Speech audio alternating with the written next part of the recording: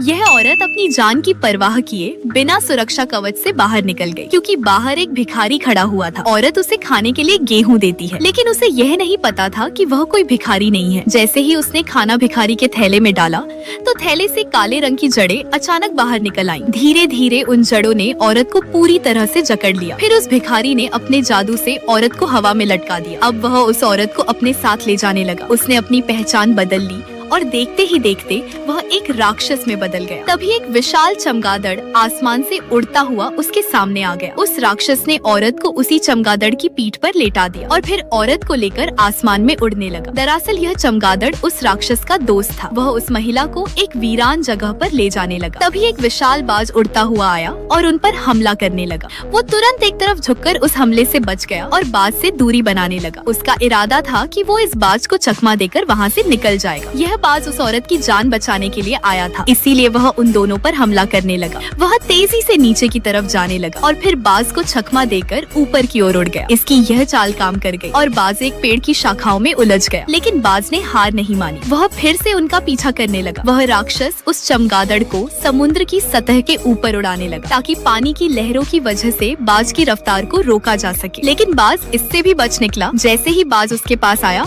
तो उसने तुरंत उसे पकड़ लिया, फिर उसे पूरी ताकत से नीचे फेंक दिया। शुक्र था कि बाज की मोटे पंख ने उसे बचा लिया। हालांकि 500 मीटर ऊपर से गिरने के कारण वह चोटिल हो गया, जिससे उसके दोनों पंख घायल हो गए। फिर भी वह हार मानने को तैयार नहीं था। उसे अपनी मालकिन को हर हाल में उस राक्षस से बचाना था। अब जब उस आदमी ने यह देखा कि बाज फिर से उसका पीछा करने लग गई है, तो उसने तुरंत सैकड़ों छोटे चमगादड़ बुला लिए जो एक साथ बाज पर टूट पड़े। उन चमगादड़ों ने बाज को बुरी तरह से घायल कर दिया और उसे वहाँ पर ही रोक दिया।